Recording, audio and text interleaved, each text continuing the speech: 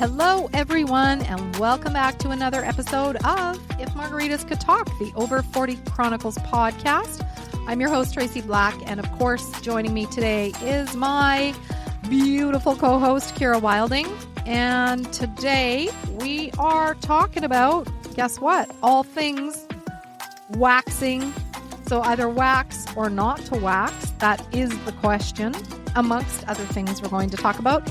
I hope you can join us. So make sure you get yourself a margarita or your beverage of choice, and let's get cozy. Hi, Kira.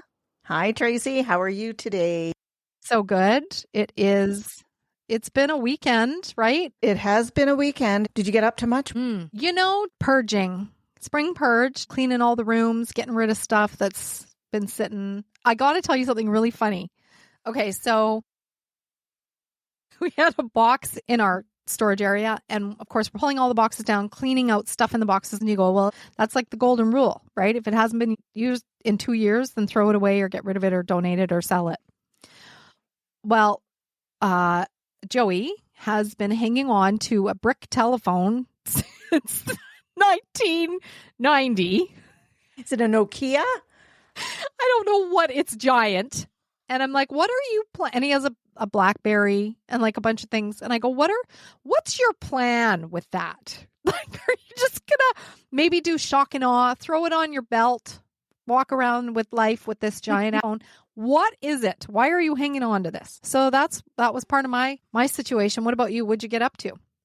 Not much. Had a birthday party for a friend of mine, turned 75 yesterday. That was good. You know what? Not much. Walked the dog. Had dinner with another friend of mine in from the island. So that was good. But going back to like spring cleaning, isn't it cathartic? It is. Like just to be able to just kind of go through all your stuff. And yeah, if you haven't used it, unless it's seasonal, I go a year. If I haven't used it in a year and if it's not seasonal, it's out of here. What about all the cords? Like, what about all the USB cords that belong to something that nobody knows what it belongs to, but you got a drawer full of cords, and all of a sudden you go, why? Yeah, you're not allowed to throw them out. I think it's illegal. So I have a box of cords. I actually just threw out, the blue cords that you plug your old style monitor in before the before the HDMI cords. Like they were the blue ones, and they've got the little screws on each side, and you plug it into your monitor. And we don't use those anymore. Yeah, I just finally threw those out. But going back to not wanting to throw out a phone, like I've got every single phone that I have ever owned because I think that if I throw it out, there's still personal information on it.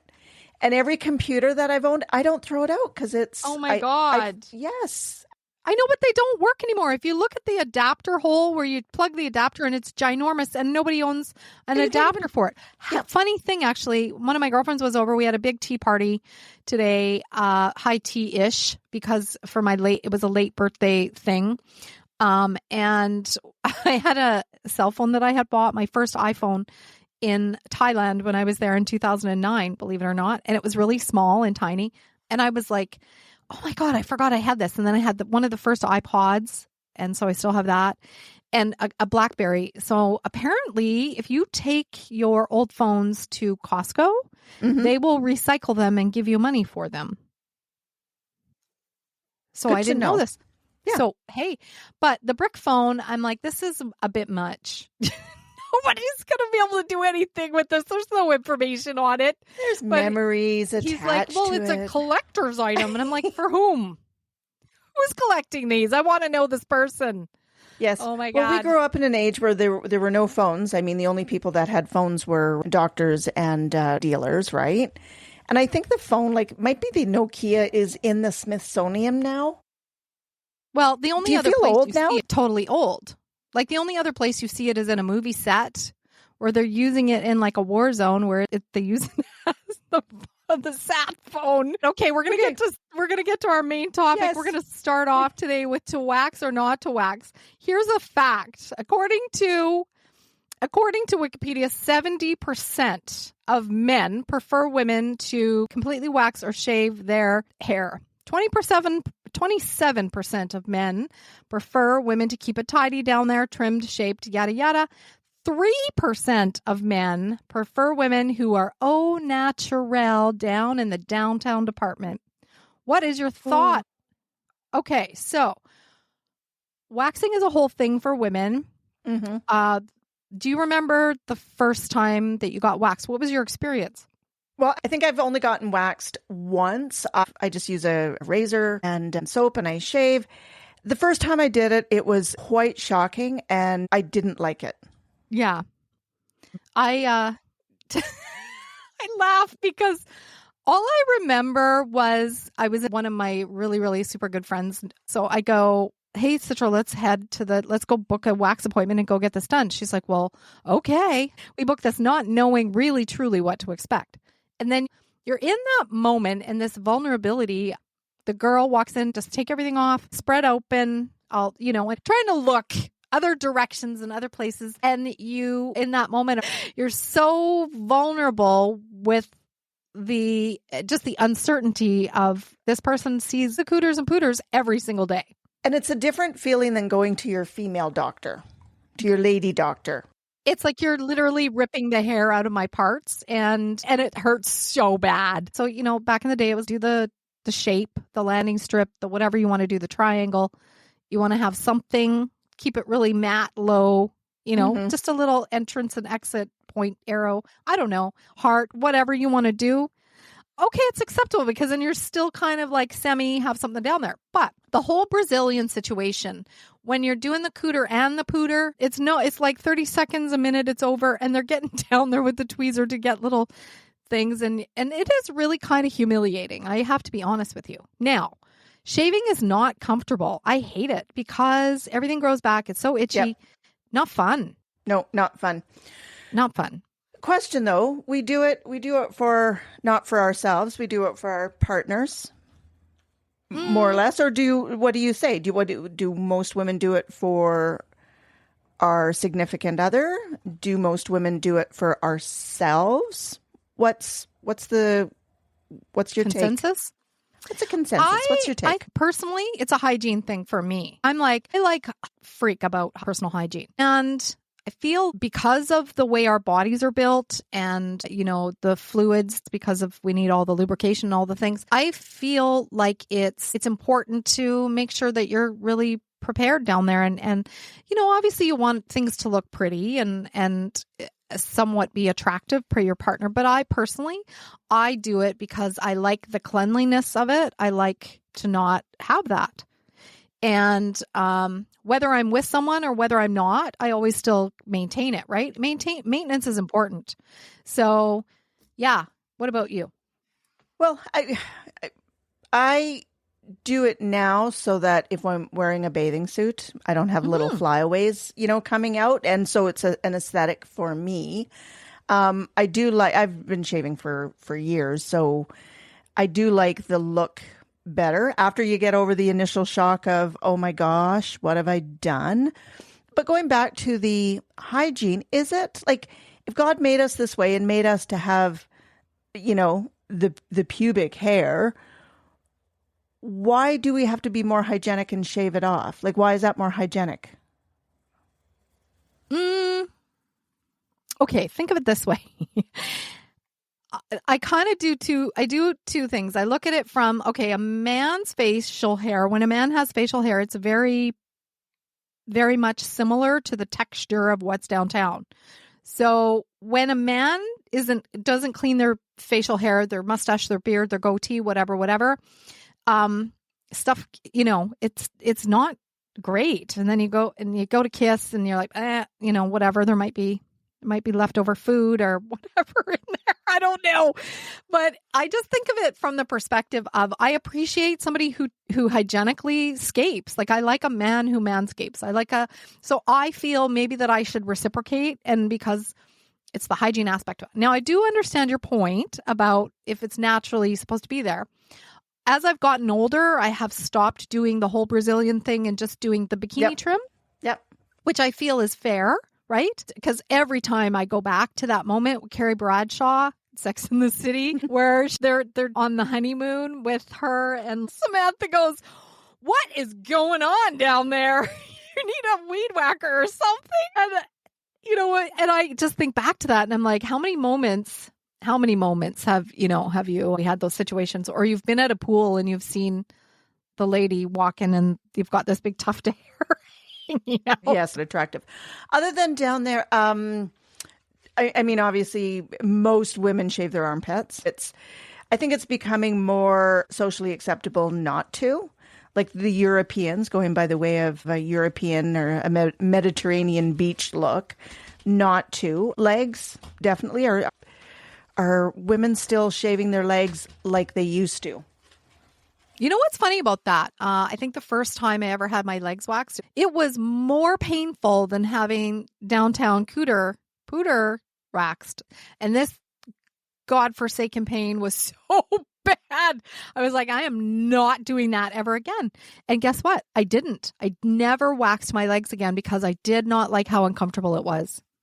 I think as we get older, our skin, it definitely gets like thinner. You get that crepier skin feel. And so if you're going to be shaving the legs, like especially the skin on my shins are definitely thinner. So to wax that is absolutely very, very painful. Even the skin on your face. I probably wax my eyebrows once a year. I don't even pluck. I don't have horrible eyebrows. I don't think. It's not something I do regularly. But as I get older, every time I do it, it almost seems to hurt more and more. And I think that's just because as you age, your skin does get that thinner, crepier feel to it. I have a girlfriend who she does the sugaring. And so I heard the sugaring is quite painful too, but she's 65 and still does tidy and cleaned up and, what have you. And again, especially, if you don't have a partner, and it's important to still feel good when you look in the mirror and look at the parts and, things don't look the same and everything changes. And somehow it just keeps you connected. Kind of a funny, but not a good funny scenario. The whole should always make sure you change your underclothes every day. In case you get into a car accident. Yes. And I got in a car accident once and I had to be taken out of the vehicle by firemen. And they had to cut my clothes off. And because they take everything off, because then they have to inspect to make sure you're not having internal bleeding on every aspect, because it was a spine thing. So get to the hospital, everything gets cut off. And I'm like, woo, good thing that everything's all kept neat and tidy, because there's a few firemen in that room. This is crazy to me what's happening. But in that moment, I'm like, never again will I ever be caught ever in any scenario where things are not don't care. Sorry to burst your bubble, but yes. What if that was my future husband? He's like, this chick has got it together. Oh. Anyway, moving on to other things. Our listeners think it's a little crazy. We are doing kind of a show today based off of things that are useful in terms of skincare. What's the situation for us ladies out there that are over 40 and who's doing what? So I think the next topic I was hoping to bring up was home care stuff. We're talking about products, that we use in our home, talking about skincare that we use on our face that might be a little bit better, that is clean, because those are some of the things that are on trend right now. That don't have harsh chemicals in it. Yeah. Absolutely. Yeah. I sent you a recipe for homemade underarm deodorant. One of my besties has used it for years and swears by it. And I gave it to you. What do you think of it? Amazing.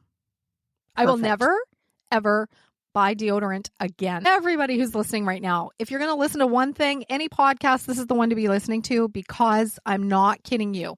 This has been a game changer for me. So with having breast cancer, I was telling Kira, I have a right armpit situation. I've never had any armpit odor ever in my life. I eat very healthy. Probably 96% of the time I eat very healthy. As soon as they start getting into like underarm where the glands are and the lymph nodes are, and after a double mastectomy, there's a shift. And then of course, because you have these big scars, everything is numb because they do, so there's no more feeling under my armpit. And what happens is now, and especially on the right side, there was the scars a little bit longer on that side, and my armpit every couple of days was just not, I'm like, what is happening? This is not good. Like, this is terrible. I've never smelled like this. And I was told, okay, no more aluminum in the deodorant, like none of that stuff. So then you're searching. Oh, this was crazy. You're searching for underarm deodorant and something without aluminum, not a word of a lie, $23. I was like, what's this now? $19 to $25 for an underarm deodorant without aluminum in it.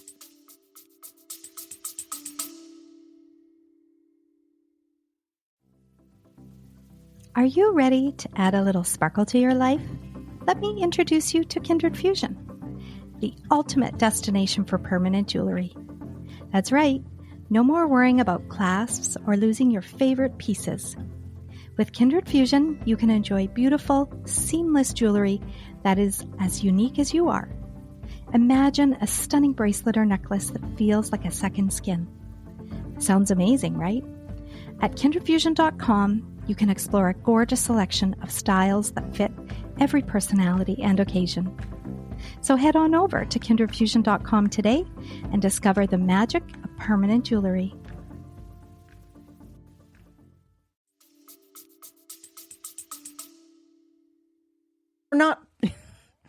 We're not putting the aluminum in it, so it should be cheaper. One would think. Right? Oh gosh, not the case. I was beside myself. Okay, now we got the what is it called? Lumi? Is it called Lumi? Body deodorant stuff? Yeah. So this company out of the US, this gynecologist, she has made up this new product, and you put it all over your body and all your bits and parts. So to have it shipped into Canada, they had a 3 deal for one or something like, or three things for whatever. And it was supposed to be $39. But by the time you do the conversion and the shipping, it was turning out to $60. I'm never going to pay $60 for underarm body deodorant stuff. This is not happening. And they kept saying, oh, we have a deal for Canadians. I'm not committing. Secret, the body deodorant company, came out with their version of an all over body deodorant stuff. Got it. Paid, I don't know, $12. And it's okay. It's not great. But you led me on to this like amazing situation where I get to add the scents and the essential oils I want, and my armpits have never smelled better.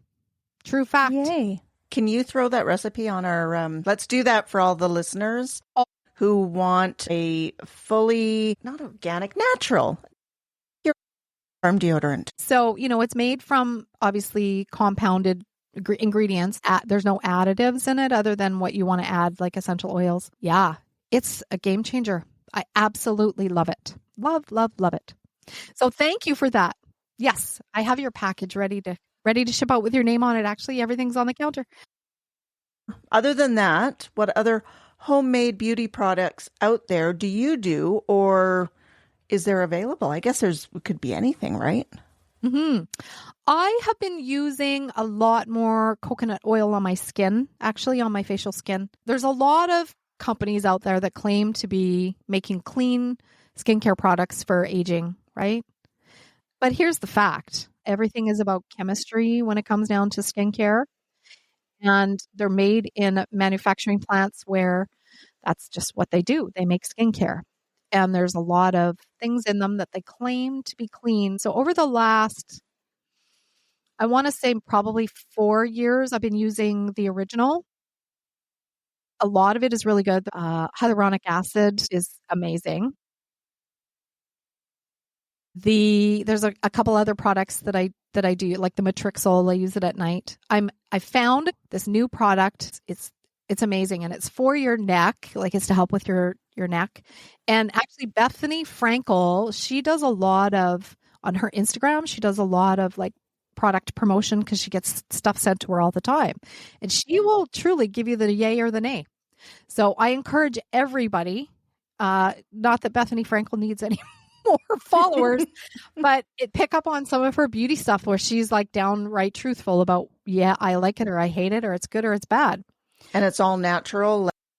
She tends to lean towards more clean products where there are a lot less chemicals, right?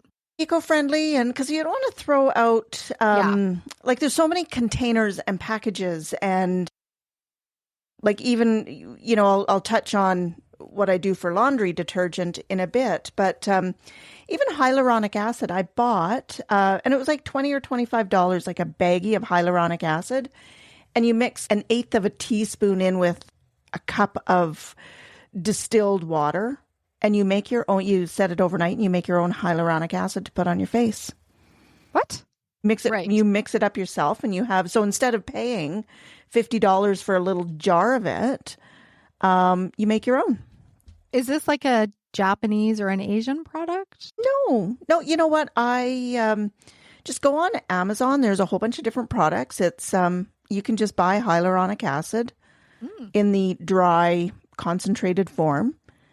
You can research what ratio, how much of that to how much distilled water. Don't just use water from your tap because you're putting it on your face. And so I haven't tried it yet. I bought it. I have to go and buy some distilled water, but I'm going to make my own hyaluronic acid. Yes.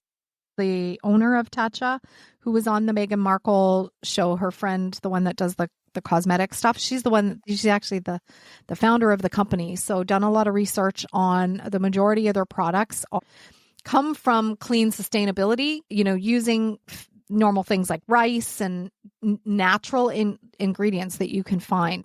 I think on the show, she was like, you can make all of these natural skincare masks and different things. If you just even go down to your Asian market, they carry so many great products, and you can literally make your own masks. And I love kind of doing stuff like that. I put those paper mask things on my face. Really, what's in here, and does my body actually absorb it? And, I think being a little more conscious about what I'm putting on my skin, because what you put on your skin, your body still absorbs it. What other beauty tricks or tips do you use?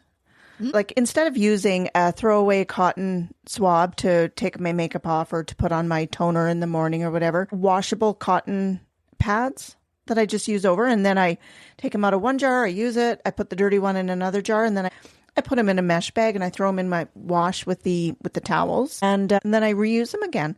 I've been using them for years. I've only lost one. I am saving the environment, one cotton pad at a time. But are you? Because you're using laundry detergent. Well, and I no longer buy the jugs of Tide or whatever laundry detergent, because all those 2-liter, 4-liter jugs just go into the landfill. From a company called True Earth, and there's many different companies, I buy the paper swatches or whatever, and you just rip one off and you throw it in your wash and it dissolves instantly. And so I'm not even throwing pods in my washing machine to wash my clothes. Well, for the sake of plastic as well, because Yes. that stuff I think breaks down the machines and so on. I mean, I don't know. I don't have proof of that, but things are not made the way they once were, right? I was going to say, what brings me to this next point, actually, I saw one of the top women who's in the makeup industry do a little tutorial on the fact that a lot of women use those makeup sponges to put the application of their makeup on. So you wet the sponge and you put your makeup on, and then they say they wash them and clean them. But actually, it's one of the number one things that has the most fungi growth in it. So even though you think that you're getting it clean, you're not actually cleaning it. It carries the most disgusting bacteria and fungus that you can imagine. Everything is oversaturated with all these products that people just buy into, when just apply it with your fingers like you're supposed to, like every other person. So did I get sucked into buying reusable makeup pads? You betcha. 1,000%. Well, yeah, it's interesting because our skin carries so much bacteria. I mean, look at all the environment, right, that we're exposed to every day. We don't know what's on our skin every day. Now, that being said, I don't wear a ton of makeup. When I do, it's for special occasions or interviews or, whatever, nights out. I've shifted kind of away from doing that. And I'm actually even thinking about growing out my color in my hair and going gray. I love the gray. I love when women can go naturally gray. And I mean, people pay big money to go gray all over. And we're at the age where we don't have to pay big money. We just don't spend money to color our hair and go naturally gray. I got about 1.5 inches of root right now, and I'm going, Do I or don't I? Do I color or not to color? That is the question. That is the question. Well, you know what? Do what you want, right? Like, do what you want to do. If we're going to go and just kind of get the virgin hair back, and then you've got to suffer through the, the 1/2 inch, the 1 inch, the 1.5 inch of gray at your roots until your hair is virgin hair again, do it. Is that like just do it? The carpet matches the drapes situation? Well, if you're shaving it off, it really doesn't matter, does it? I'm not suggesting you shave your head. Well, I mean, I don't know. You never know. Maybe that's just what you just need to do and just let the gray grow in and not have this in-between weirdness. I don't know. I don't know what the answer is. I no longer have carpet. I have laminate. Oh my gosh, you guys, you listeners out there, please give us some input. This is important. This is stuff we like to talk about, but our listener crowd is about probably 90% women. And I know we're all looking for those solutions. One of the things that we were talking about products and home products and stuff, I bought into a company a few years ago that actually was a company out of the US, and I fell in love with their products, absolutely in love with them. They're cleaners and hand soap and dish soap, and everything is clean. And you can buy them at Walmart. It's called Safely Clean Products by Kris Jenner. She actually didn't create the product, but she ended up buying the company. Oh, okay. Yeah, she bought the company. I think it was a lady friend of their family. They designed this product. She wanted to remarket it, and there's like detergent and it's good enough to even put on your baby's skin. And and I've used it for the last 5 years, I think. You can't get it in Canada yet, which is sad. So of course, every time I go to the US, I try to pick up the products. They're very inexpensive. You can get them at Walmart, and so good. So good. Everything is very clean. Everything is plant-based. Everything is wonderful. And it's the best product I've ever used in my kitchen.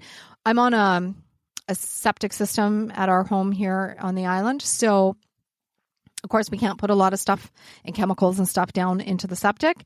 So I try to stay as clean as possible in that regard with cleaning products and so on. Very good for people on acreages and that have those septic systems. And absolutely. Well, hopefully on your next shipment, you don't get hit by a bunch of tariffs. So drive those prices up even more. 5 friggin' percent. What is happening here? It's crazy. I will say this, though. I am a little bit addicted to the Dawn spray. Once you have it, it's hard to take it away because it's instant and it breaks down. What is it? I love it for my pots and pans. You just quickly do a rinse, you throw it in, and you let it soak for a couple seconds. You rinse it out, wash. It's done. Easy squeezy. Yes. Yep. So that's the one thing I don't think I can ever get rid of. Yeah. You know what? And we all have our vices, and we all, as long as we're, saving the environment, just one product at a time, we don't have to do it all at once. And I think that's a big thing to take away from this podcast is just start with one thing, doing one thing that makes yourself feel better about saving the environment, doing something more natural and, with not a lot of chemicals. Don't wake up one morning and think, okay, everything I use is going to be, chemical free and I'm going to make all my own beauty products. Just start with one. I mean, I started with just the washing machine strips, and now I'm trying to find the same, and they have them out there. I just, for my dishwasher, right. I still use the tabs, and, sometimes the plastic doesn't dissolve on them right away. And so I am trying to find a more, environmental friendly thing for my dishwasher, and then I'll go that route. No, of course. Even years ago, I went back to switching from plastic in my home. So I started getting rid of the Rubbermaid, the containers and all the things that you put in the microwave with your food and so on. And I switched completely to glass.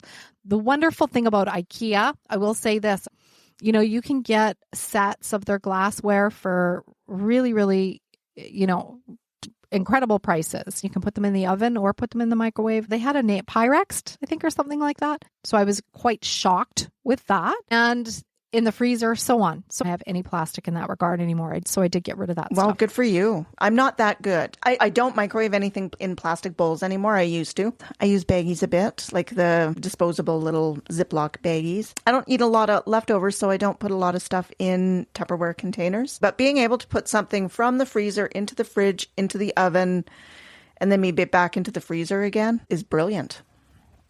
Yep. Have you heard about the beeswax products as well? No. So there's a local company out in Vancouver here that makes these beeswax products. And I'm sure a lot of people know what they are that I'm talking about, but not everybody does. It's like a sheet and it's covered in beeswax. Have these sheets in a different pattern of your choice, whether bees or lemons or flowers or whatever you want it to be. And then they roll on this mixture of beeswax along with something else in there. And then what it does is it stays stiff, and you can like put a lemon in it that's been freshly cut, and you squeeze it and it holds the shape. You put it inside. So if you got an avocado, you can do the same thing. Stick it in. You can put cheese in it. You can put whatever. Really? And Okay. instead of the beeswax, what are they called? Bees. You know what I'm talking about now? Like a baggie, something you can wrap something in instead of, remember when you were in elementary school and you'd get your peanut butter and jam sandwich and your mom would wrap it in wax paper? So it'd be the same thing. So instead of wax paper, it'd be like beeswax. Another thing I make is, because you can hear my dog in the background, is dog treats that have no chemicals in it. My dog is allergic to everything, so I've gone to now making little tiny itty bitty dog treats. Natural. So I know good. what's in it. Yeah. Yeah, It so is. good. Yep. I don't think I could ever be like a tree au naturel, like more, what's the word? I want to be really, really careful about how I say this. But just in reference to being a little more like fully natural and doing everything where it's just completely organic, I don't think I could be that person. I still need some of the comforts of certain things. You know, what we've all experienced sitting next to somebody on the plane who doesn't necessarily wear underarm deodorant or things like that. And that's not pleasurable at all for anybody. And they are okay with it. And then that scares me because then I think, well, if this uptown smells like that, then the downtown isn't going to smell any better. So do you get my point, right? I do. And I think I reiterate and say, don't think we're going to switch everything and go, I'm going to be this natural person. I'm not going to buy any chemicals. I'm going to make my own dish detergent and laundry detergent. There's some good hacks out there, though. I won't Definitely. lie. Yeah. Some great hacks, right? On things that people have TikToked and said, hey, this works like really good. Like the whole cleaning of the pillows in the tub with, the vinegar and the borax So baking soda. Baking soda. There's lots of little hacks to clean things. I don't know if I've told you this before. I'm a little bit of I'm one of these people that washes my dishes before they go in the dishwasher. Okay. I just rinse. I don't wash them. I just rinse them. I scrub. I use a scrubber just to make sure, because mold grows within 24 hours of you putting anything that has got food on it in the dishwasher, and that mold grows inside your dishwasher. And then people go, why does my dishwasher stink? Well, no matter how many times you clean it, there's still going to be some sort of residual mold that might be sitting around, still growing. So I'm a little bit of a fanatic in that regard, where I make sure everything's pre-cleaned, and they end up getting more sanitized, I think, when it comes to the dishwasher. And also, I told you this, we had some friends over one day, and this big conversation went on about how I use paper towel in my house to dry any dishes, like glasses, dishes, dishware, cutlery, so on, because if necessary, right? I don't use dish towels, and there's a reason for it. We wash our dish towels in chemicals that are in the washing machine and in the dryer with dryer sheets. Have you ever tried to wipe your glasses with a towel or whatever, and there's this greasy film on your glasses? Well, guess You're just what? moving water around. You're getting that greasy film from those chemicals on your plates and dishes and glasses and cutlery. So then you're consuming that. So why would I want to do that? I am a little bit of a OCD in that regard. It freaks me out the moment you try to clean your glasses and you know that you're putting that on your plates. No, I definitely too. And I use a ridiculous amount of paper towel in my house as well. And I at one point thought, well, maybe I should do something different. I should go with more of an environmentally friendly alternative. They have those reusable paper towels. And then somebody told me, no, you're actually being environmentally friendly by using as much paper towel as you possibly can, because that's how they get rid of the old dead growth in the forest and the trees. Like, they're not chopping down healthy trees to make paper towel. This is the byproduct, basically. So the more paper towel you use, the more of this, the old foliage they can use to make more paper towel, making room for more trees. So I wonder if somebody who works in environmental health, if we can fact check that, if they're going to fact check it and say, stop talking about this, women, you don't know what you're talking about. That's not true. I mean, no, that's my theory. Yeah, we only know what we know based off of what the internet provides, right? We don't have like 100,000% proof. There's a conscious decision. I think everybody has a duty to try and reduce the carbon footprint in the world. And this whole podcast isn't just about reducing the carbon footprint, but it is about making healthier choices. And especially with the level of disease that's out there and things that contribute to it, I'm always okay with just like learning something new. And if it works, hey, why not? Well, how about this fact? So proper hand drying with paper towels can eliminate up to 77% of bacteria remaining on the hands after washing. Boom. There you So go. don't use a dish towel to dry your hands. Use paper towel. 77%. Cleaner hands. Yeah. Because what? They've been around since forever and a day. We were little kids. Everybody always had dish towels. Our grandparents did. So you think you just naturally have dish towels. That's what they're for. Now, I did make the switch 4 years ago to Swedish dishcloths. I no longer use regular dishcloths. I only use the Swedish ones. They can be washed in the dishwasher. At first, it was like washing your dishes with a wet paper towel. And then there's no bacteria, there's no smell, there's none of those things. And because they dry instantly. Instantly. Yep. And I have one that lasts probably 3 months at a time, 3 to 4 months at a time. Yeah. Wash it in the dishwasher. You bet. Recycle it. And they were very expensive at first when I first bought them from like specialty stores and stuff. And I think they were something like $12 a piece. Like, that was expensive. God, no. Now you can buy them 10 pack at Costco for $12. For sure. Yeah, they're so amazing. Great. For those people who don't know what we're talking about, look up Swedish dishcloth, and they are literally the best thing you'll ever use. You'll never want to go to another dishcloth again. Yeah, like the knitted one that people knit and give out that? for Christmas and that. One wash and they just hold the bacteria. So anything that feels like a blanket that should be wrapped around you, I don't think has a place to wash dishes. That's my theory. And I'm sorry for those older lady listeners. Sure, you love your knitted washcloths. I just can't do it. Nope. Yep. Not doing it. No, they don't dry fast enough, and then they're bacteria. Yeah. Yeah, and they get that waffling stench. You don't really ever get rid of it, I don't think. No. So wash your dishes with a Swedish washcloth and dry them with paper towel. Correct. Or air dry. I just do the air dry stitch. For sure. The other thing, too, that I was going to make mention, I don't know about this. I need to know your thoughts. There's feminine products for women. And of course, over the years, they've switched to things like they're trying to incorporate more, again, eco-friendly situations like the cup and these plug things and collector items that you put in your parts. And I'm like, okay, it's still plastic, essentially. Right? A lot of these products have plastic in them, and then you're putting that in your body. Is that good for your body or not? Now, so back in the day when we had children, for all these ladies out there that know, men not so much, when you have a baby in the hospital, they give you these ginormous feminine products that are the size of a small child, or a shoe. They look like a shoe, essentially. The insole of a shoe. They're that big. Okay, so now they came out with the underwear now for women to help with leak proof and period proof and all these things. And Knix is one of the companies. I was just going to say, is that Knix wear or something? Yeah, really, really good products. I bought some. I was like, I'm going to test it out and see what the situation is like. And I don't know how I feel. I'm really on the fence. But so the other day, there was a lady that did a reel on Facebook that kind of came across my feed. She had these feminine product replacements for the larger size feminine products. It was the size of like a clown shoe.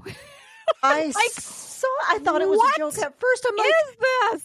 That's going to go up to my belly button and then around to my lower back.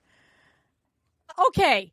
The poll. We need to take a poll. Who's using these and why? The thing was probably 2 feet long. I don't get it, you guys. Help me understand this situation. Make it make sense. With Knix, do you have to wear anything with the Knix, or is it just to... Nope, just on its own. Oh, okay.